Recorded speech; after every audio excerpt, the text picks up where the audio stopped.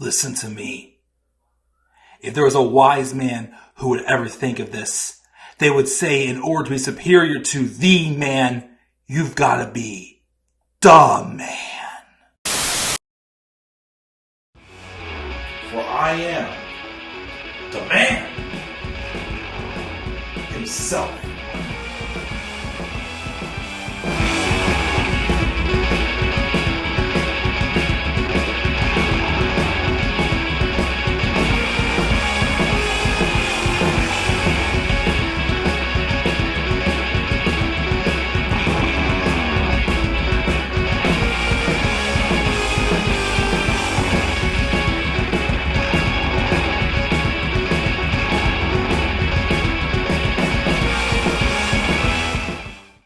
Hello all, and what is going on this Sunday evening?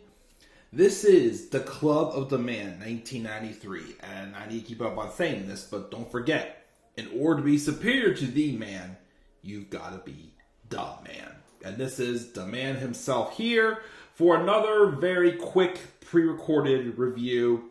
Again, got lots going on right now, so just continuing to keep things pre-recorded, keep things simple until I can get, life caught up basically right now. So I am recording this review of SmackDown because actually I watched SmackDown after I watched Backlash.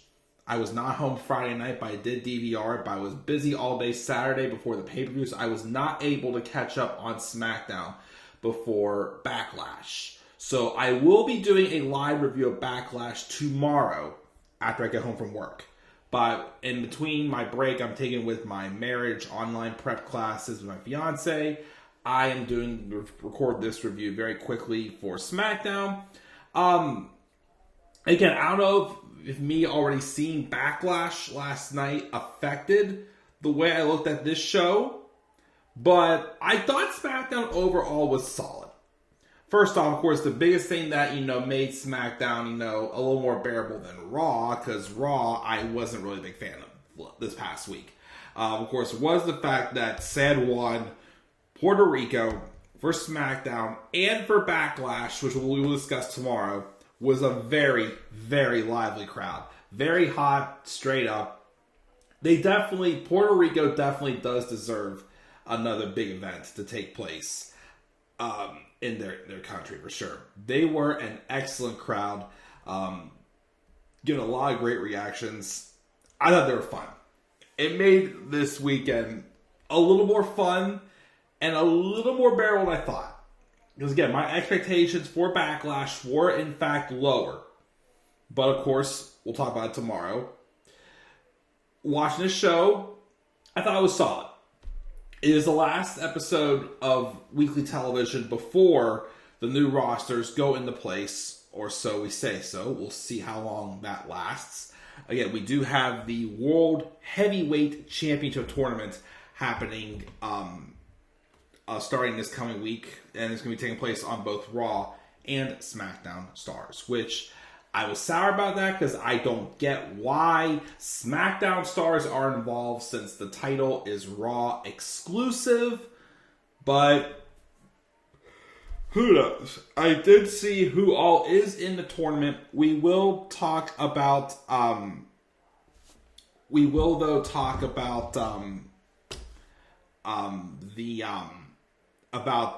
tournament though more when I do the Backlash review.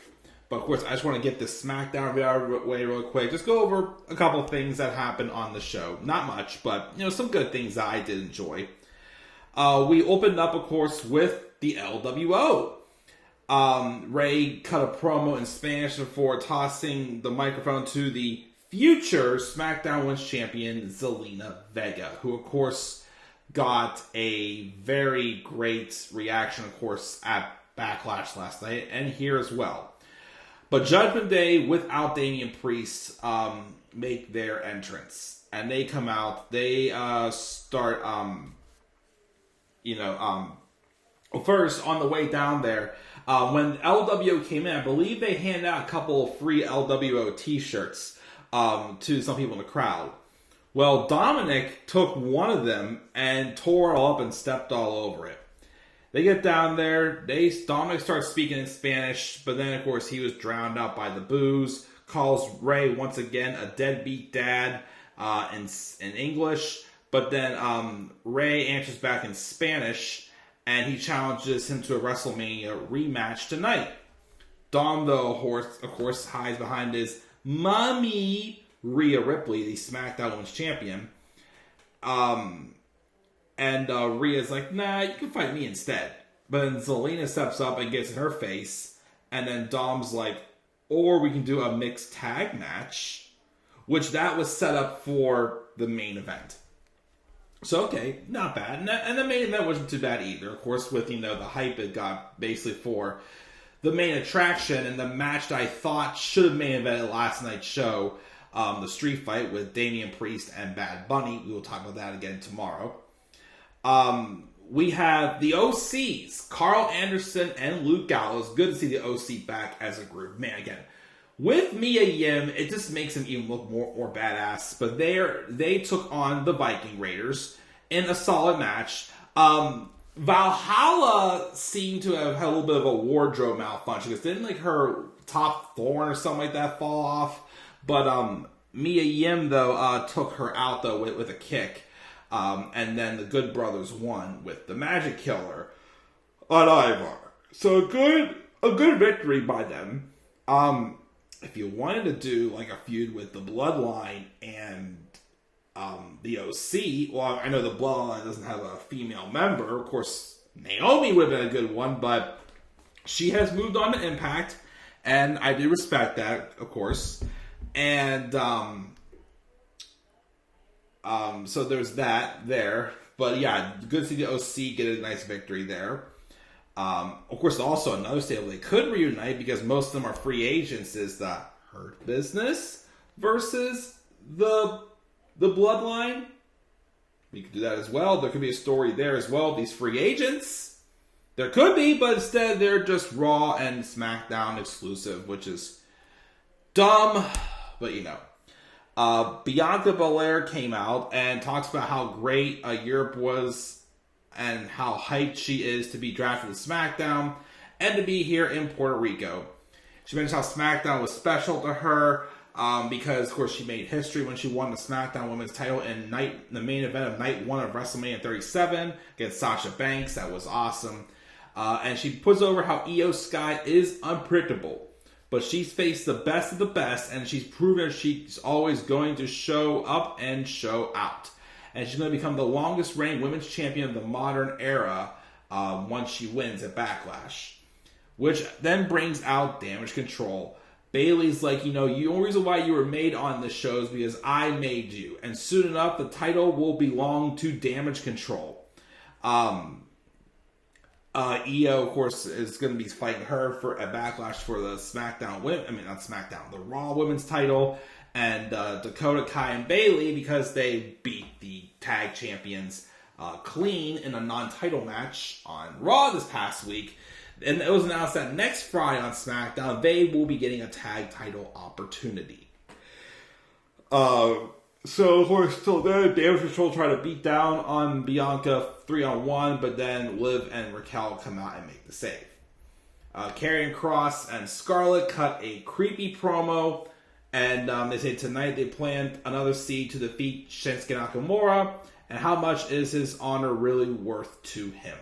So they mentioned how took away Rey Mysterio's patience, took away Drew McIntyre's. Basically, they mentioned something that they, although Kross has lost most of his feuds, saying how everybody's characters have somewhat changed a little since, he's gotten involved with them. Which is somewhat true. So I did like that little rub there.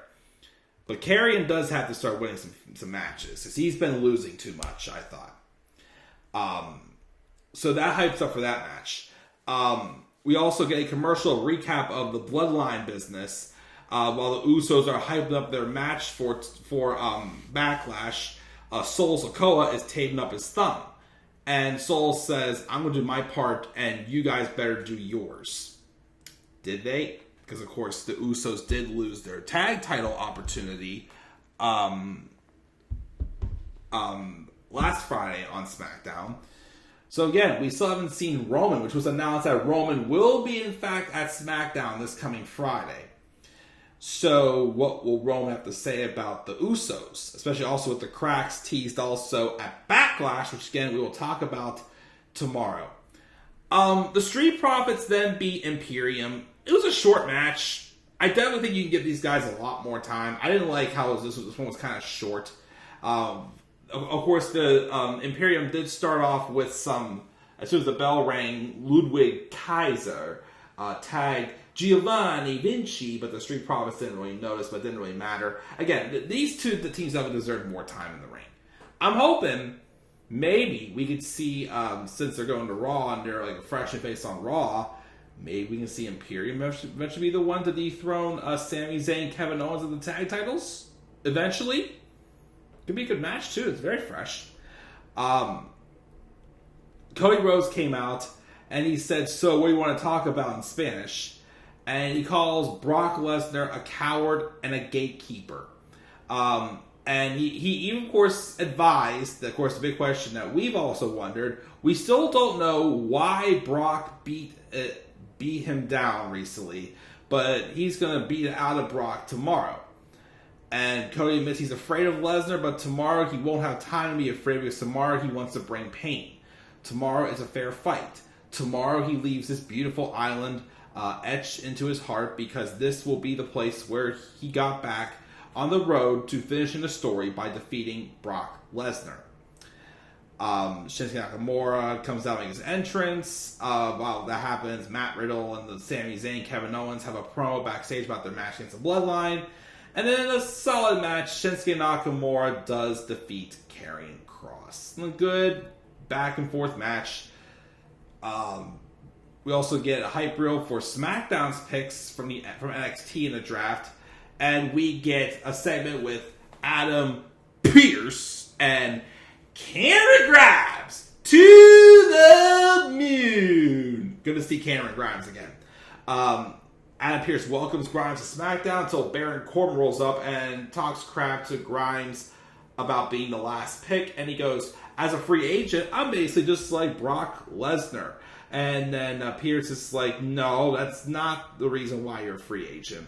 And Corbin says Cameron Grimes is irrelevant, so Grimes challenges him to a match. And next week we will get Cameron Grimes' SmackDown debut in a match against free agent Baron Corbin. Like I keep saying, I hope they have a story for these free agents. Besides the fact that they go to either Raw or SmackDown. Have a story. Easily, Baron Corbin is the easiest of all of them. Just have him be bum-ass Corbin again. That'll work. But of course, Vince didn't like it because Corbin was starting to get a little bit of babyface moment. He does not want Corbin to be a babyface. Again, you can have Cedric, Shelton, and even Omos, since he's with MVP, get back together with Bobby Lashley. Reunite the Hurt Business. Heck, Dolph Ziggler and Mustafa Ali. You know, they could be something because, again, they kind of had like a little bit of a feud, and they're basically the reasons why they both started their own slumps, pretty much. And then, of course, the NXT guys, Von Wagner and Zion Quinn. I don't know about them because there's really no story for them. But, again, you can do something with these free agents. Don't just, make them just free agents just for the heck of it. And then we had the main event, which was the mixed tag with Rhea and Dom Dom taking on Ray and Zelina. Solid tag match. Ray pins Dominic with a small package. Afterwards, though, the Judgment Day with Damian Priest do beat down on Ray 3-on-1. But then the Latino World Order and Bad Bunny all come out and make the save. And I love when they all came out. Priest stood at the end of the ring just staring down Bad Bunny. And when the rest of LWO rolled in, they just slid right past Damian. Damian didn't even flinch. But they roll in, and they start beating down, and then they got into a big brawl. But eventually, they all stand tall, and Ray gives Bad Bunny an LWO shirt. And of course, Puerto Rico was hot and popping for Bad Bunny, of course. And spoiler alert, they did steal the show at Backlash. But again, we'll talk about that tomorrow. But that does it, guys. Again, a quick SmackDown review to get caught up. I do like the last two reviews I've done. Quick but effective. Got my points across. I'll give this show a B-. Again, it was, I don't know if it's affected a little bit because of, I've already seen Backlash, but this was solid. Based off of this show and what I've seen on Backlash, again, of course, I keep saying this, you can tell Triple H does have some leverage, but again, we still know Vince is lurking around. I gave the show a B-, though. What are your guys' thoughts on this episode of Backlash? This episode of SmackDown. Again, don't spoil Backlash again, so I will talk about that live tomorrow. Leave your guys' thoughts down in the comment section below. Be sure, as always, to slap a like on the video and subscribe for more content on my channel, and follow me on Twitter at @theclubwiththeman93. Also follow me on TikTok and Instagram at @theclubwiththeman1993. And until then, guys, I'm checking out. I'll catch you all later. Have a great rest of your night. Always remember, in order to be superior to the man, you've got to be the man.